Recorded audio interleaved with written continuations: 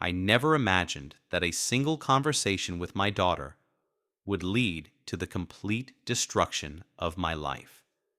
It all started on an ordinary evening when my 21-year-old daughter, Madison, sat across from me at the dinner table with a smug smile on her face.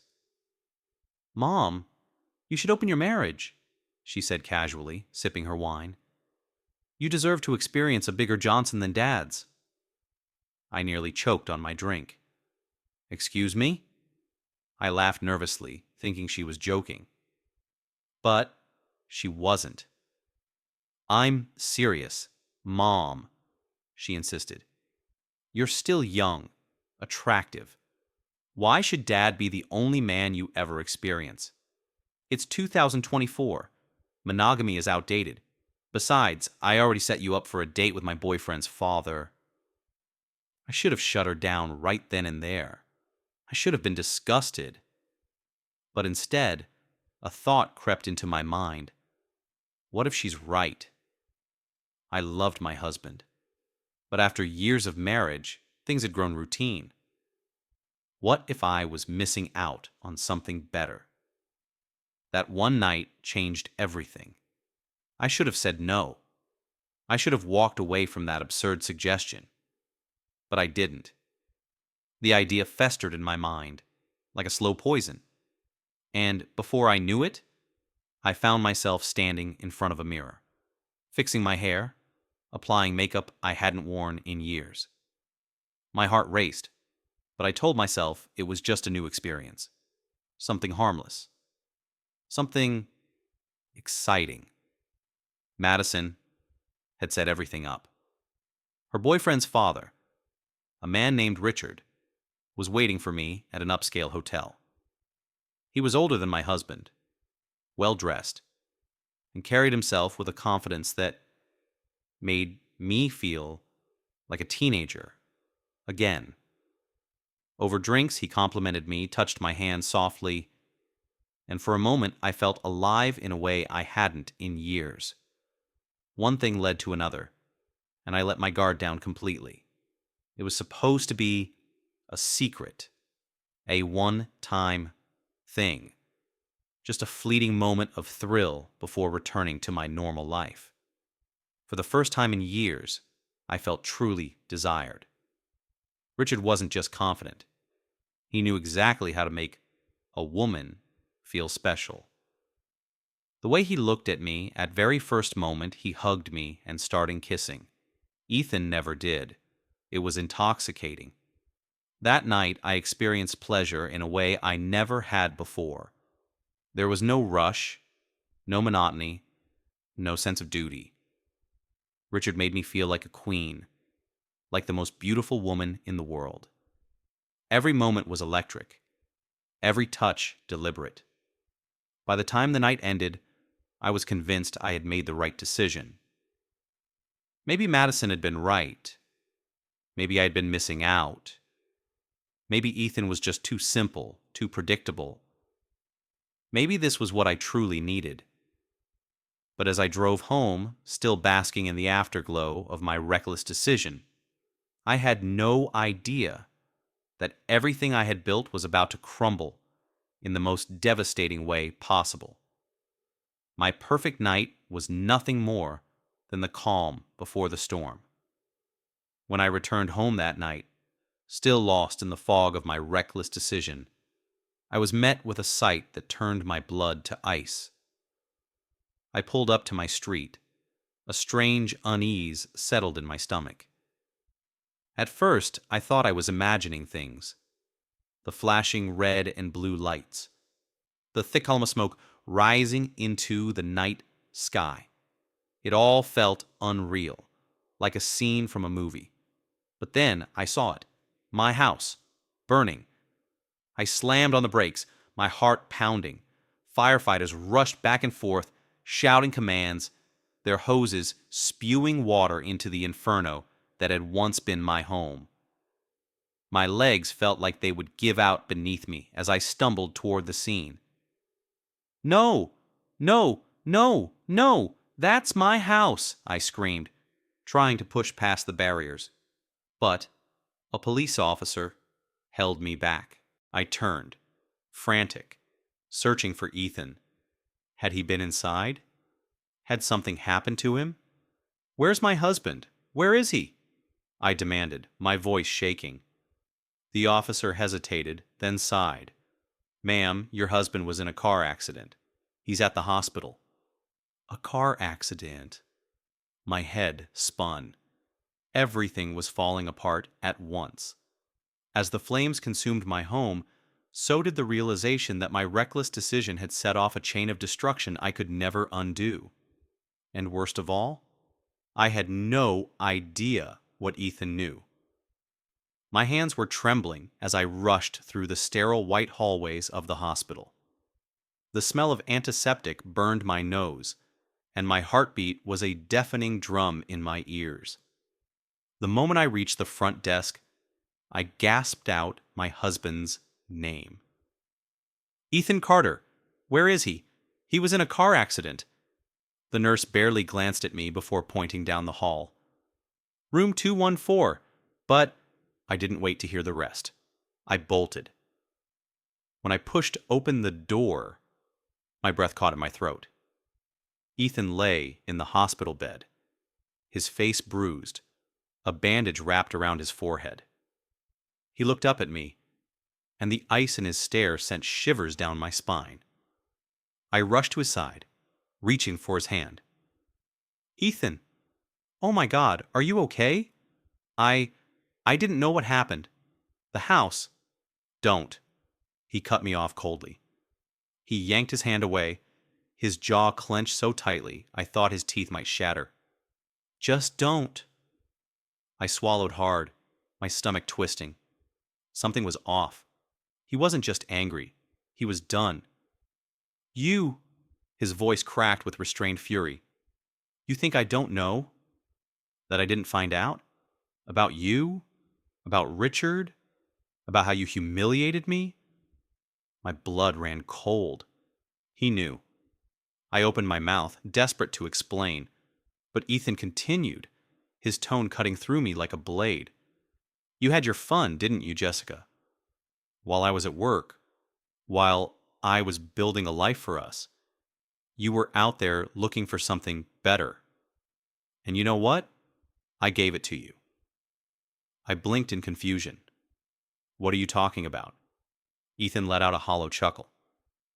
"The house? Gone. Burned to the ground? Good. You don't deserve it." I stumbled back, my vision blurring. You burned it?" "No," he said with a smirk. "But I stopped paying the insurance the moment I found out what you did." My heart dropped.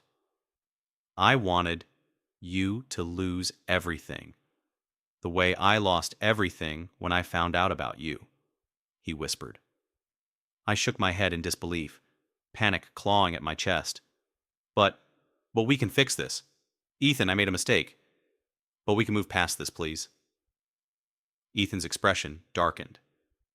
He reached for something on the bedside table, a folder, and then he tossed it onto my lap. "Open it," he said. I hesitated, my fingers shaken, as I lifted the cover. Inside were divorce papers. But that wasn't what made my stomach drop. Attached to the top page was a bank statement. Every account, every card, every investment.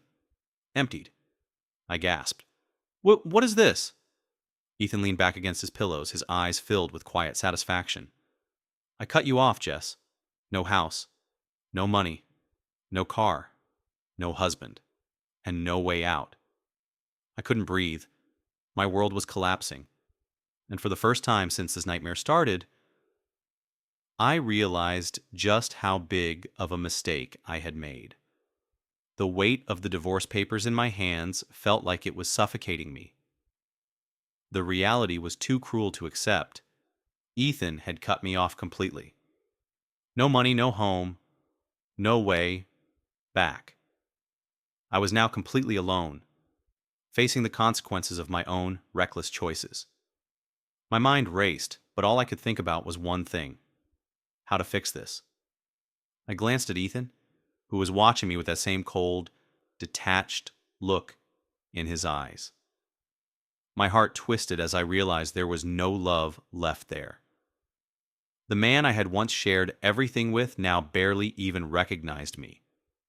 I swallowed hard, mustering all the courage I had left. "Ethan, please. I know I've messed up, but we can fix this. We can start over. I'll do whatever it takes to make it right. We can move past this. Just give me a chance."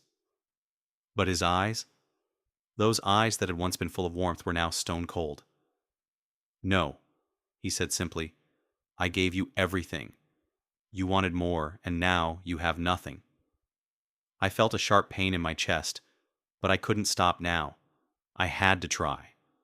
I turned on my heel, ready to beg, to plead. But my mind kept going back to one thought. Richard. Had I really messed up this badly for him? Was he worth all of this? My entire life was falling apart. And for what?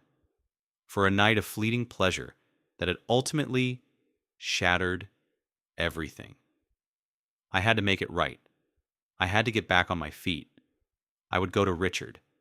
He was the one who had seduced me into this mess.